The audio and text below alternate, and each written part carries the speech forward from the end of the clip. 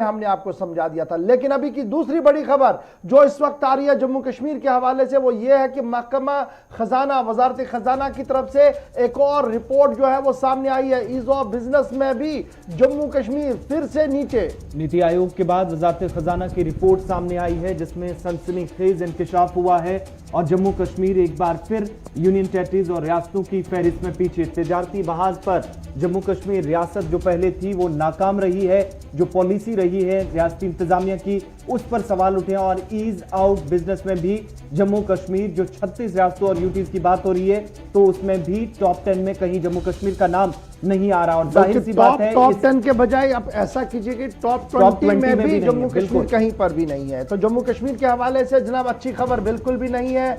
नीति आयोग की रिपोर्ट ने पहले ही बड़ा खुलासा पेश किया था। वजारत खजाना ने कल ईज ऑफ डूइंग बिजनेस की एक फहरिस्त जारी कर दी है जिसमें जम्मू कश्मीर पहले 20 की पोजीशन में भी कहीं पर शामिल नहीं हो रहा है और जम्मू कश्मीर लगातार दूसरी बार रिपोर्ट में फेल हुआ है। जो रिपोर्ट सामने रखी गई है जिसमें कहा गया कि estate business reform action ranking 2019 के हवाले से जो मरकजी commerce and industries department ministry की तरफ से जो फिगर दे दिया गया है वहां पर जम्मू कश्मीर 21वें पायदान पर है। 21वें पायदान पर जम्मू कश्मीर है ईज ऑफ डूइंग बिजनेस में। कुछ दोस्त कह रहे हैं एकदम बिजनेस ही नहीं है तो ईज ऑफ डूइंग बिजनेस कैसे हो सकता है, बात उनकी भी सही है। लेकिन 2018 में जम्मू कश्मीर 22वें मकाम पर था और 2018 में 22वें मकाम पर था और 2020 में 22वें मकाम पर 21वें मकाम पर आया, यानी एक पॉइंट का उछाल आया। लेकिन मेरी समझ से ये बाहर है 2019 पूरा बंद था, 20 में पेंडेमिक हुआ तो ये एक पॉइंट कैसे बढ़ा है। लेटेस्ट होप्स हो कि इसमें और कुछ क्लियरेंस आए। लेकिन फिलहाल पहली 20 वाली फहरिस्त में जम्मू कश्मीर है ही नहीं। और जो रैंकिंग आई है हिमाचल प्रदेश, दिल्ली, हरियाणा, पंजाब फिगर करते हैं 7वें, 12वें, 16वें और 19वें पोजीशन पर। यानी हिमाचल प्रदेश 7वां, फिर आपका दिल्ली 12वें पोजीशन पर, हरियाणा आपका 16वें पोजीशन पर, पंजाब 19वें पोजीशन पर आ रहा है रैंकिंग के अंदर। हिल स्टेट जो है बड़ा इंपॉर्टेंट ये है कि हिमाचल प्रदेश और उत्तराखंड वहां पर लगभग जो ज्योग्राफिकल फीचर्स है वो जम्मू कश्मीर जैसे मिलते हैं लेकिन वहां पर इंप्रेसिव परफॉर्मेंस आया है। और वो दोनों स्टेट है हिमाचल और उत्तराखंड। हिमाचल 7th पर और उत्तराखंड 11वें पोजीशन पर है। दोनों की पोजीशन हमारी जैसी है, टोपोग्राफी हमारी जैसी है, सूरत हाल हमारी जैसी बनती है लेकिन बंदिशें नहीं होती है, दैट इज सेकेंडरी क्वेश्चन। लेकिन हमारी जो परेशानियां हैं वो कुछ और भी है। लेकिन रैंकिंग इन जब हम बात करते हैं स्टेट और यूनियन टेरिटरीज की जो बिजनेस रिफॉर्म्स एक्शन प्लान के तहत शुरू किया गया था साल 2015 में, लगातार जम्मू कश्मीर 15, 16 और 17, 18 में कोई भी परफॉर्मेंस नहीं दिखा पाया और 19, 20 में भी कोई बड़ी बिजनेस डेवलपमेंट जो है वो नहीं देखने को मिली। आंध्र प्रदेश रिटेन कर रहा है नंबर 1 रैंकिंग। आंध्र प्रदेश से बिजनेस सीखना पड़ेगा जी सबको। और उसके बाद उत्तर प्रदेश, जहां पर आप हर एक कहते हैं ये तो उल्टा प्रदेश है लेकिन बिजनेस के पॉइंट ऑफ व्यू से, इन्वेस्टमेंट के पॉइंट ऑफ व्यू से उत्तर प्रदेश ने अपनी रैंकिंग जो है वो काफी मजबूत कर दी है और पहले 12 वाली पोजीशन में उत्तर प्रदेश आ चुका है जो पहले बिल्कुल नीचे था। उसके बाद तेलंगाना भी दूसरी पोजीशन से स्लिप होकर तीसरी पोजीशन पर आया है। तो ये सारी चीजें जो है ये हम इसलिए आपके सामने रख रहे हैं क्योंकि ईज ऑफ डूइंग बिजनेस के हवाले से हुकूमत के बुलंदबांग दावे। आपको याद होगा कि साबिका गवर्नर साहब के टेन्योर में भी ईज ऑफ डूइंग बिजनेस के हवाले से विंडो खोलने की बात कही गई थी। उसके बाद लेफ्टिनेंट गवर्नर मुर्मू साहब आए, हालात खराब थे, उन्होंने सिर्फ सिचुएशन को एसेस किया। अब सारी जिम्मेदारी जो है वो किसी न किसी तरीके से मनोज सिन्हा पर लगी हुई है। लेफ्टिनेंट गवर्नर मनोज सिन्हा पर एक बहुत बड़ी जिम्मेदारी है कि ईज ऑफ डूइंग बिजनेस जिसको लेकर पूरे मुल्क के अंदर यह कहा जा रहा है कि तिजारत को किस तरीके से आसान बनाया जाए और तिजारती सरगर्मियों को किस तरीके से परवान चढ़ाया जाए और तिजारत से वाबस्ता लोगों को क्या मुश्किलें उन्हें आसान करवाया जाए, उसमें अब बड़ी जिम्मेदारी जो है वो गवर्नर इंतजामिया की होगी कि दावों के बजाय अमली कदम वो उठाए तभी जाकर ईज ऑफ डूइंग बिजनेस की जो नई रैंकिंग आएगी उसमें कहीं हम बेहतर होंगे। तो फिलहाल बड़ी खबर यह है कि पहली 20 पोजीशनों में भी जम्मू कश्मीर नहीं है और जो रिपोर्ट में लिखा गया है व्हाट रिपोर्ट सेड वो बड़ा इंपॉर्टेंट है जी। रिपोर्ट में क्या कहा गया है कि जम्मू कश्मीर जो है वो सुस्त रफ्तारी वाली रियासत है, यानी काहिल रियासत है। यहाँ पर रिफॉर्म्स की कोई गुंजाइश ही पैदा नहीं होती है। और इसी तरीके का तासुर जो है वो नीति आयोग की तरफ से भी आया था। जब इंडेक्स आया था 2020 का, वहाँ पर हमारी रैंकिंग क्या थी, 36th रैंकिंग थी। और हमसे नीचे कौन था, नागालैंड, अंडमान और निकोबार, ये दो और थे, हम उनसे आगे थे। हमारे व्यूअर ये भी पूछ रहे हैं कि इसके लिए क्या हमारे पास प्रॉपर जो रिसोर्सेज होने चाहिए थे वो नहीं थे, अगर थे तो क्या यूटिलाइज नहीं हुआ, एक। दूसरा, क्या मरकज की तरफ से जो प्लान बनाए गए, क्या स्टेट एडमिनिस्ट्रेशन या वहां पर सरकारें जो थी वो नाकाम रही हैं बेहतर पॉलिसी मुरतब करने में? देखिए, ईज ऑफ डूइंग बिजनेस में मरकजी हुकूमत की पॉलिसी जो है उसके मुअस्सर नताइज जो है वो देखने को मिले। लेकिन जहाँ तक जम्मू कश्मीर की आप बात करेंगे तो साल 2019 में पहले 2-3 महीने तो आपके सरमा में चले गए। कश्मीर के अंदर इन्वेस्टमेंट का सवाल ही नहीं था। जम्मू में थोड़ी बहुत इन्वेस्टमेंट हो सकती थी, नहीं हो पाई। तो वहाँ पर मुझे लग रहा है कि एडमिनिस्ट्रेटिव लिक्यूनास बहुत ज़्यादा है। फिर जब आप आगे बढ़ें तो फिर आर्टिकल 370-35A का था और उसमें आपका वो पूरा साल चला गया। उस वजह से भी रैंकिंग में ज़्यादा कोई इंप्रूवमेंट नहीं आई है। लेकिन जब आप ओवरऑल देखते हैं, जब आप ईज ऑफ डूइंग बिजनेस का कंसेप्ट सामने रखा गया था, तब से भी यानी अगस्त से पहले वाली रैंकिंग को भी जब आप देखेंगे तो ज़्यादा कोई बेहतर कारकर्दगी नहीं है। अगस्त के बाद वाली रैंकिंग जब आप देखते हैं, कुछ एदाद शुमार जो आ रहे हैं उसमें भी ज़्यादा कोई बेहतर नहीं है। हमारे पास वसाइल हैं, वसाइल को बरोए कार लाना अमली सतह पर वो एक बड़ा काम होता है, चैलेंज होता है। हमारे पास बिजनेस किस तरीके से होगा, क्या परेशानियां, तो बिजनेस कम्युनिटी की बात को सुनना और उन्हें ईज आउट करना ये सरकार की जिम्मेदारियां रहते हैं। शायद वो एक बड़ा गैप अभी भी बना हुआ है। हैंडीक्राफ्ट आपका ख़त्म है, एंडलूम आपका ख़त्म है, जो घरेलू सन्नत आपकी है वो लगभग रूबज़वाल है, जिसकी वजह से तिजारती महाज पर हम बुरी तरह से पिट रहे हैं। और ज़रा सी भी जुम्बिश बरा भी हमने जो है वो बेहतरी नहीं दिखाई है ईज़ ऑफ डूइंग बिजनेस के अंदर। इसमें 70 से 80% जिम्मेदारी इंतजामिया हुकूमत की, उसके बाद ताजर अंजुमनों की, और सबसे बड़ी बात जो होती है कि वो लोग जो इस तिजारती अंजुमनों के जिम्मेदार होते हैं, अंजुमनें होती हैं, उन्हें भी देखना पड़ेगा कि हमने ईज ऑफ डूइंग बिजनेस जो गवर्नमेंट का बड़ा नारा है, क्या वो इंप्लीमेंट हो रहा है, नहीं हो रहा है। नहीं हो रहा है तो उन्होंने हुकूमत तक और आवाम तक पहुंचाना पड़ेगा कि आपकी रियासत अगर पीछे हो रही है तो ये वजूहत है। Let us hope so. अब जो 20 वाला नुक्ता बीच में कल मनोज सिन्हा साहब की खबर हमने बताई थी कि इन्वेस्टमेंट के लिए 20 प्रोजेक्ट बताइए, 10 जम्मू 10 कश्मीर में। लेट अस होप सो कि ईज ऑफ डूइंग बिजनेस में यहां पर थोड़ी सी बेहतरी और अगली रैंकिंग जब आए तो कुछ थोड़ा सा बेहतर हो। तो ये खबर जनाब तिजारत के हवाले से आपके सामने थी। फटाफट से बढ़ते हैं आगे।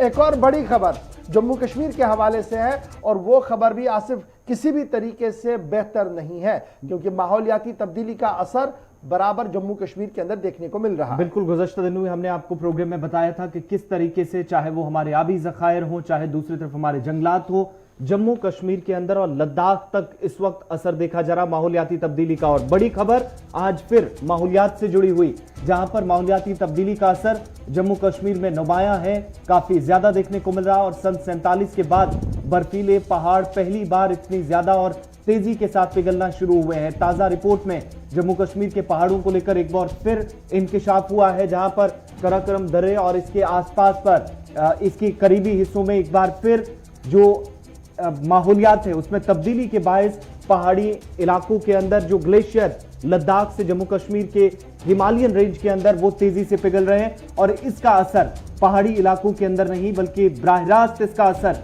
इंसानी जिंदगियों पर देखा जाएगा। माहिरीन का यह भी मानना है कि आने वाले 20 सालों के दौरान जिंदगियां और भी मुश्किल हो सकती है उन लोगों के लिए जो सिर्फ और सिर्फ जंगलात पर या माहौलियात पर इन्हिसार करते हैं हिमालयन रेंज के अंदर। और आपको याद होगा कि जम्मू कश्मीर का 70% से ज्यादा हिस्सा जो पहाड़ी इलाका है और ग्लेशियर्स का एक बड़ा हिस्सा जम्मू कश्मीर और लद्दाख के बीच आता है, जो इस वक्त माहौलियाती तब्दीली के बीच पिघलना शुरू हो गया है।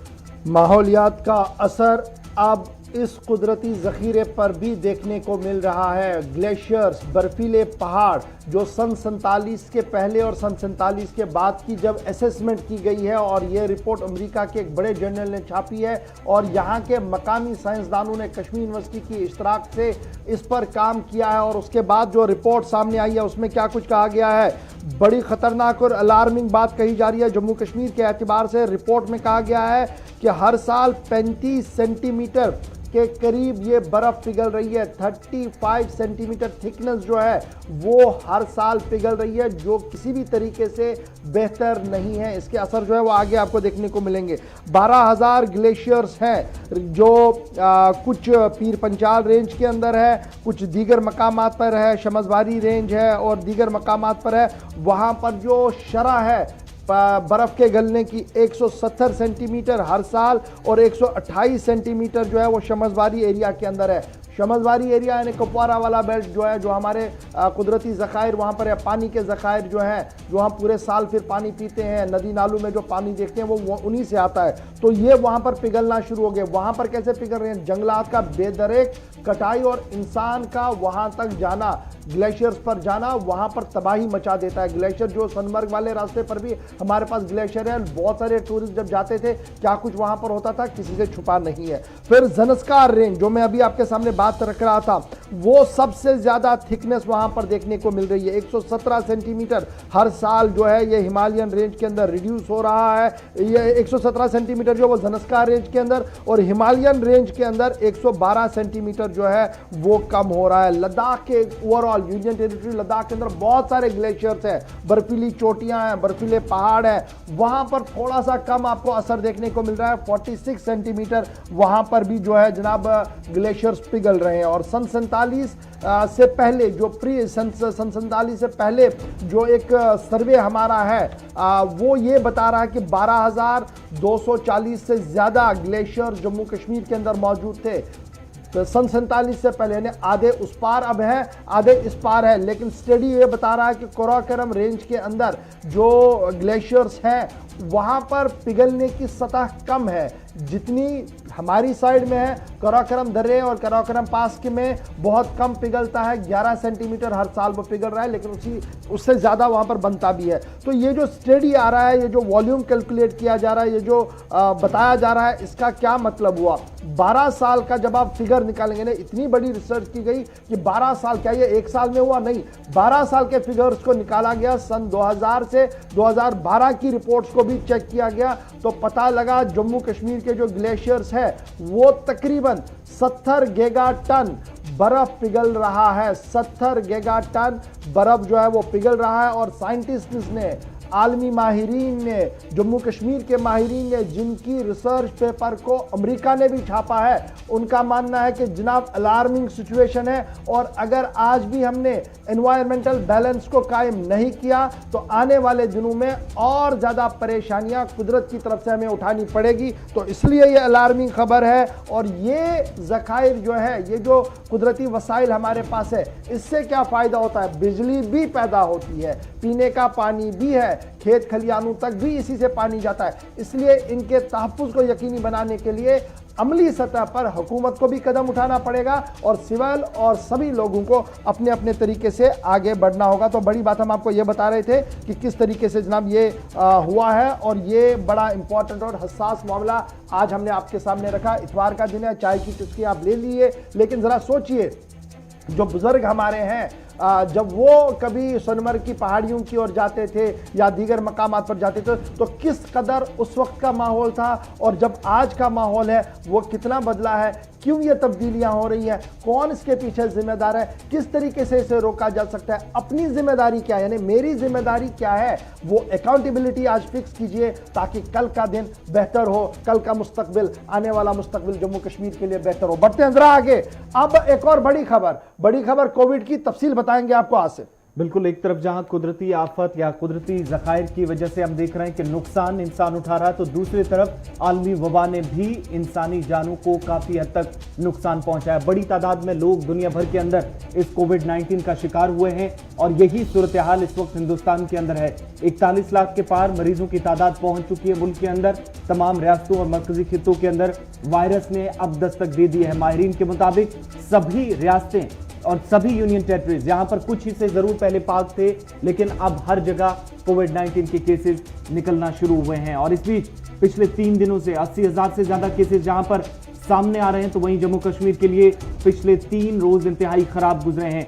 24 घंटे पिछले उठाकर देखें तो वो इन 3 दिनों में ओवरऑल मिलाकर एक और रिकॉर्ड जहां पर कायम हुआ जम्मू कश्मीर के अंदर 1251 नए कोविड-19 के पॉजिटिव केसेस सामने आए।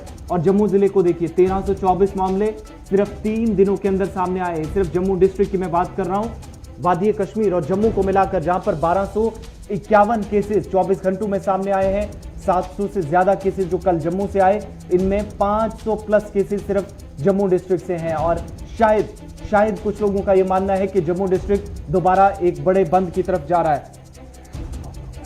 दोबारा इंतजामिया कोई बड़ा फैसला ले सकती है, क्योंकि रैपिड टेस्टिंग का सिलसिला शुरू हुआ है तो नंबर ऑफ केसेस 400 और 500 की तादाद में सामने आने लगे। और पिछले 24 घंटों के दौरान श्रीनगर और जम्मू एक बार फिर सरे फहरिस्त हैं। श्रीनगर से 181 और जम्मू से 500 से ज्यादा केसेस सिर्फ एक दिन में 520 केसेस रिपोर्ट हुए हैं। वहीं अगर ओवरऑल कल के केसेस की बात करें तो 80 से ज्यादा ऐसे लोग हैं जो मुसाफिर थे, जो बाहर से आए लोग थे, जिनकी ट्रैवल हिस्ट्री थी। लेकिन अंदाजा इस बात का लगाइए कि 1250 लोगों में से इस वक्त 1170 से ज्यादा लोग जो जम्मू कश्मीर के अंदर जो किसी के कांटेक्ट में आए, पॉजिटिव आए, या उनके घर का कोई पॉजिटिव था, या किसी को बचाते बचाते खुद पॉजिटिव पाए गए। और इनमें एक बड़ी तादाद सरकारी मुलाजमीन की है, सिक्योरिटी फोर्सेस के जवानों की है, और उन लोगों की जो कुछ ही दिन पहले तिजारती सरगर्मियां शुरू करने के लिए, बिजनेस शुरू करने के लिए बाजारों का रुख कर रहे थे। और आज 3 हफ्तों के दौरान कहानी यह है कि जम्मू कश्मीर के अंदर भी 42,000 तक केसेस पहुंच चुके हैं कोविड-19 के। चलिए इस पर मजीद बात करने के लिए पहले जम्मू आपको लिए चलते हैं, क्योंकि जम्मू काफी ज्यादा सुर्खियों में है। विनोद कुमार जी हमारे साथ हैं, senior news editor. Vinod ji, बहुत शुक्रिया ज्वाइन करने के लिए। कुछ लोगों का यह मानना है कि 500 से ज्यादा केसेस जब एक दिन में आए तो इंतजामिया को बंद कर देना चाहिए। दोबारा से शायद लॉकडाउन जैसी परिस्थितियां जम्मू शहर के अंदर देखने को मिली। क्या इसकी वाकई में जरूरत है? और कौन से ऐसे एरियाज हैं जो हॉटस्पॉट बन गए हैं और एडमिनिस्ट्रेशन के लिए एक बड़ा चैलेंज भी डिस्ट्रिक्ट जम्मू के अंदर? देखिए, मैं आपको बताते चलूं कि पहले इस तरह के हालात नहीं थे, लेकिन जब से रैपिड टेस्टिंग हो रही है, रैपिड टेस्टिंग में लगातार मामलों में इजाफा हो रहा है। और खासतौर पर मैं जम्मू डिस्ट्रिक्ट की बात करूंगा तो 520 टोटल केसेस कल जम्मू से आए हैं, जम्मू जिले से आए। टोटल 739 केसेस में से 520 जो हैं टोटल जम्मू जिले से आए हैं। और अगर कश्मीर प्रोविंस की बात करें तो कश्मीर प्रोविंस में 512 केसेस हैं। तो आप अंदाजा लगा सकते हैं कि पहले हम ये सोचते थे कि श्रीनगर जिला सबसे ऊपर ग्राफ में है, लेकिन अब रफ्ता आहिस्ता जम्मू जिला भी बड़ी तेजी से संक्रमित हो रहा है। और उसका कारण मैंने आपको बताया था कि लोग टेस्टिंग करवा रहे हैं, रैपिड टेस्टिंग। यहाँ एडमिनिस्ट्रेशन भी रेड जोन डिक्लेयर करने के बाद, उसको घेराबंदी करने के बाद टेस्टिंग कर रही है। हो सकता है उससे भी ज्यादा केसेस हो, लेकिन अगर लॉकडाउन जैसे हालात बनते हैं तो फिर दिक्कत हो जाएगी। लेकिन इसमें या डिस्ट्रिक्ट के कुछ ही हिस्से हैं यहाँ पर पॉजिटिव केसेस ज्यादा हैं, या ओवरऑल डिस्ट्रिक्ट से इस वक्त कवर हुए हैं जहां पर 500 प्लस केसेस रिपोर्ट हुए? देखिए, ये मान के चला जाए कि जो सिटी अर्बन एरिया है, शहर के एरिया है, उसमें ज्यादा केसेस आ रहे हैं। जो रैपिड टेस्टिंग भी उन्हीं के एरियाज में हो रही है। जो स्कैटर्ड एरियाज हैं वहां पे रैपिड टेस्टिंग नहीं हो रही है, वहां पे पॉजिटिव केसेस नहीं आ रहे। जो घनी आबादी वाले शहरी इलाके हैं वहां उनको रेड जोन किया जा रहा है। रेड जोन करने के बाद तारबंदी लगा करके कैंप लगाए जा रहे हैं और लोग उसकी टेस्टिंग करवा रहे हैं, रैपिड टेस्टिंग। और रैपिड टेस्टिंग के बाद ये सारे मामले सामने आ रहे हैं। विनोद जी, एक चीज और भी, श्राइन बोर्ड की तरफ से अब कैसे इकदाम किए गए हैं? कितने इंतजाम बेहतर हैं? जहां पर जो पहले यात्री पहुंच रहे थे, जो पिलग्रिम्स पहुंच रहे थे, वो 100 आते थे, अब तादाद 500 तक बढ़ा दी गई है। इन परिस्थितियों में जब बहुत ज्यादा हालात खराब हो रहे हैं डिस्ट्रिक्ट के अंदर, क्या ये फैसला सही माना जाए? और कितनी तैयार इस वक्त श्राइन बोर्ड खुद है? जहां पर श्राइन बोर्ड के कुछ मेंबर्स भी पिछले दिनों हमने देखा कि ये कहते नजर आए थे शायद इन परिस्थितियों में अभी यात्रा को और कम रखा जा सकता था, महदूद किया जा सकता था। तो क्या वाकई में इतनी प्रिपरेशंस हैं कि 500 लोग बाहर से आएंगे, उनको भी संभाला जाए, और लोकल लेवल पर भी जो यात्री हैं वो भी भवन की तरफ रुख कर पाए? शुरुआत में ये फैसला लिया जा रहा था, ये प्रस्ताव बनाया जा रहा था श्राइन बोर्ड की तरफ से, पहले यात्रा जिला स्तर पर होगी, यानी जिला रियासती जहां पर वो माता वैष्णो देवी की श्राइन पड़ती है वहां तक किया जाएगी। लेकिन उसके बाद इन्होंने कहा कि सारे रियासत नहीं, पूरी यूटी को इजाजत है जहां पर आके दर्शन करने की। लेकिन जो बाहरी लोग आते हैं, जिनकी टेस्टिंग नहीं हो पाती या बाहर से लोग आते हैं, उनकी तादाद 250 रखी गई थी, 250। और अब कल से ये फैसला लिया गया कि अब वो बढ़ा करके डबल कर दी जाएगी, यानी 500 से लोग, जो बाहरी लोग आ सकते हैं माता वैष्णो देवी के दर्शनों के लिए। लेकिन आपने ठीक कहा कि इकदाम, जो व्यवस्थाएं हैं वो अप टू द मार्क नहीं है, कहीं ना कहीं अभी गुंजाइश रहती है। और ये रिस्क भरा रहेगा और लोगों की टेस्टिंग कहाँ पे होगी, कितनी देर में रिजल्ट आएगी, तो रैपिड टेस्टिंग को लेकर के लोग सवाल भी उठा रहे हैं। लोगों का ये मानना है कि रैपिड टेस्टिंग के रिजल्ट जो है, जो उसके रिजल्ट आते हैं उस पर लोगों को डाउट रहता है, क्योंकि कुछ केसेस में ऐसा हुआ रैपिड टेस्टिंग करवाने के बाद लोगों ने रूटीन टेस्ट करवाया तो उसमें वो नेगेटिव आते हैं, रैपिड में पॉजिटिव आते हैं। तो कहीं ना कहीं ये सारी व्यवस्थाएं श्राइन बोर्ड को करनी पड़ेगी। बहुत बहुत शुक्रिया विनोद जी हमारे साथ ज्वाइन करने के लिए। जम्मू के अंदर 500 से ज्यादा केसेस, 3 दिनों में 1324 केसेस इस वक्त रिपोर्ट हुए सिर्फ जम्मू डिस्ट्रिक्ट के अंदर। ओवरऑल डिवीजन की बात करें तो 2000 प्लस केसेस या 2000 तक की तादाद जहां पहुंचती है। हमारे साथ इस वक्त सईद तजम्मुल भी श्रीनगर से ज्वाइन कर चुके हैं। बहुत शुक्रिया सईद तजम्मुल। जम्मू के अंदर हाल बुरा है, श्रीनगर सिटी के अंदर क्या कुछ सिचुएशन है? कल डिप्टी कमिश्नर साहब ये कह रहे थे कि जिस तरीके से लोगों ने कॉपरेट किया है, अगर ऐसे चलता रहा तो शायद लॉकडाउन की या बंद की किस तरह की रिस्ट्रिक्शंस की जरूरत ना पड़े। लेकिन इन सब के बीच में अगर देखें एक बड़ी लापरवाही अवाम की भी सामने आती रही है। और क्या वाकई में इसी को एडमिनिस्ट्रेशन ताउन समझ रही है, इसी को कह रही है कि लोग कॉपरेट कर रहे हैं एडमिनिस्ट्रेशन के साथ? बिल्कुल आसिफ, जब हम इतवार की बात करें तो आज जो हुक्मनामा सादिर किया गया है उसमें आज कोई भी दुकान, कोई कारोबारी जो अदारा है उसको खुलने की इजाजत नहीं होगी, क्योंकि इतवार है, कहीं ऐसा ना हो कि भीड़ भाड़ बहुत ज्यादा हो और पार्कों और डाल के आसपास में लोग जमा ना हो। लेकिन साथ ही साथ जब डिप्टी कमिश्नर का आप हवाला देते हैं तो कहते हैं कि मौज़िन आज़ान देनी है, उसके बाद कौन किस तरफ जाएगा वो एक शख्स पर ही डिपेंडेंट है। लोगों से अपील की गई है बर वक्त कि आप इन चीजों का खास ख्याल रखें। लेकिन जिस तरह से लगातार हम रैपिड टेस्टिंग की बात करते हैं तो बड़ी तादाद में जो केसेस पॉजिटिव आ रहे हैं, लेकिन इसमें फौजों की बड़ी तादाद है, यानी सेना के जवानों की, जम्मू कश्मीर पुलिस के जवानों की बड़ी तादाद है।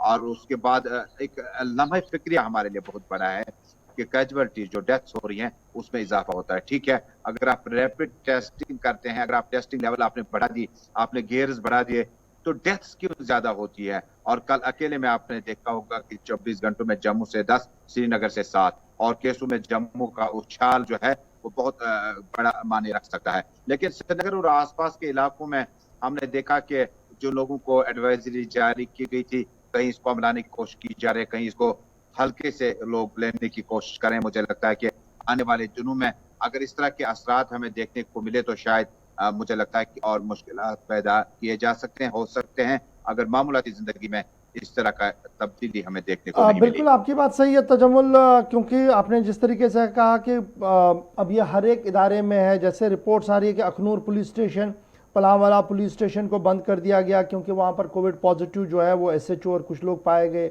अखनूर पुलिस स्टेशन के एसएचओ साहब पॉजिटिव पाए गए हैं। इसके साथ साथ हाई कोर्ट विंग जम्मू और डिस्ट्रिक्ट कोर्ट को भी 2 दिन के लिए बंद कर दिया गया क्योंकि वहाँ पर भी इस तरीके की खबरें जो है वो आ रही है। ये तो अपनी जगह है, लेकिन ये खबर भी आज महकमे वजारत सेहत हुकूमत हिंद की तरफ से जो जारी कर दी गई है, कहा गया कि एक दिन में 70,000 लोग कोविड पॉजिटिव जो थे वो डिस्चार्ज किए गए अस्पताल से। एक दिन के अंदर वो रूबसेहत होकर घर चले गए। 70,000 रिकॉर्ड वो बता रहे हैं। और थोड़ी देर पहले ट्वीट करके वजारत सेहत की तरफ से कहा गया कि 70,000 Covid patients discharge in a single day. ये ट्वीट करके उनकी तरफ से कोट अनकोट करके मैं कह रहा हूं कि 70,000 लोग एक दिन में डिस्चार्ज हुए। तो अस्पतालों के अंदर क्या कुछ मुल्क की सतह है और रियासत की सतह है, ये आप खुद समझते हैं। लेकिन फटाफट से तजम्मुल, बड़ा इंपॉर्टेंट ये भी है, कोविड तो अपनी जगह है, लेकिन कोविड के बीच सियासी पारा भी रफ्ता रफ्ता बढ़ रहा है। और लगातार हम देख रहे हैं कि मुख्तलिफ सियासी जमातों के अंदर अब सरगर्मियां तेज हो रही है। कल की अगर हम बात करें तो रात देर गए पीपल्स डेमोक्रेटिक पार्टी के अंदर भी हमने सियासत देखी और पार्टी के एक सीनियर लीडर को पार्टी से बाहर कर दिया गया है। बुनियादी वजह पार्टी से बाहर करने की, जबकि उनका मानना है कि वो काफ़ी करीब थे महबूबा मुफ्ती के भी और मुफ्ती मोहम्मद सईद के भी, और जब सब लोग घर में थे तब वही एक आदमी था जो लाल चौक में भी धरना देते हुए देखा गया था। देखिए, नजीर अहमद ये तो अपने करियर का आगाज उन्हें पीडीएफ से किया था और इंजीनियरिंग स्टूडेंट से जब उन्होंने डिग्री मुकम्मल की उसके बाद पढ़ाई भी करते थे, बड़े ही ज़हीन तालिब इल्म रहे हैं। उसके बाद हकीम यासीन का उन्होंने दामन थामा, फिर पीडीपी में आ गए और बहुत सारे काम उन्होंने किए, यूथ जनरल सेक्रेटरी भी रहे। लेकिन पार्टी तर्जुमान के मुताबिक गुज़श्ता 4-5 महीनों से 4 अगस्त के बाद पीडीपी की जो बुनियादी जो सियासत थी उसमें बहुत ज्यादा तब्दीली आई। जो लोग महबूबा मुफ्ती के मौक़िफ़ के साथ डायरेक्ट जुड़े रहे वो पार्टी में अभी भी है, चाहे उन्हें गिरफ्तारियां करनी पड़ी, मुश्किलात से 2-4 होना पड़ा। लेकिन नजीर अहमद यतू के बारे में कहा जाता है कि वो पार्टी के अंदरूनी मामला, जो घरेलू मामला है, जिन्हें पार्टी के साथ उतना ज्यादा लेना देना नहीं है, उनके बारे में, पार्टी की सीनियर क़यादत के बारे में उन्होंने कई एक जगहों पर अपने प्रोग्राम में उनके खिलाफ बोला, जो कि लगातार जो है नजम शिकनी के पदाश में उन्हें पार्टी ने नोटिस जारी किया था, अब्दुल हमीद कोशी ने, स्टेट सेक्रेटरी ने, उसके बाद उसका जवाब नहीं दिया। देखिए, नजीर अहमद लावे भी कहते हैं वो मुफ्ती मोहम्मद सईद का सिपाही है, और जो लोग दूसरी पार्टी में जाते हैं वो मुफ्ती मोहम्मद सईद का हवाला देते हैं। लेकिन नजीर अहमद येतू ने जाते जाते ये भी कहा था, जब उन्हें नोटिफिकेशन किया था, उन्होंने कहा था वो पीडीपी का सिपाही है, लेकिन उसके बाद जब उन्हें कोई माकूल और मुनासिब जवाब नहीं दिया तो पार्टी ने कल रात मीटिंगें करने के बाद, टेलीफोनिक कन्वर्सेशन के साथ साथ हांजुरा साहब और बाकियों को राब्ते में रखने के बाद बिलाकर नजीर अहमद येतू को बर्खास्त किया गया बुनियादी रुकनियत से। लेकिन बुनियादी रुकनियत के बाद आसार ऐसे हैं कि वो अपनी पार्टी कुछ दिनों में ज्वाइन करेंगे। चलिए जी, बहुत बहुत शुक्रिया जी हमारे साथ ज्वाइन करने के लिए। वक्त हो गया एक छोटे से ब्रेक का। ब्रेक के उस पार आएंगे तो बताएंगे आपको कि हुकूमत ने एक और फैसला लिया है जी, गांव-गांव जाने का, बैक टू विलेज प्रोग्राम का। बैक टू विलेज पर बात करेंगे और आपको बताएंगे कि गवर्नर इंतजामिया ने एक और फैसला लिया है, यानी दो फैसले हैं, एक तो बैक टू विलेज है, दूसरा क्या है। ब्रेक के बाद दोनों फैसलों पर बात करेंगे, आपको डिटेल में बताएंगे और समझाएंगे कि क्या कुछ होने जा रहा है आने वाले दिनों में। बने रहिएगा हमारे साथ।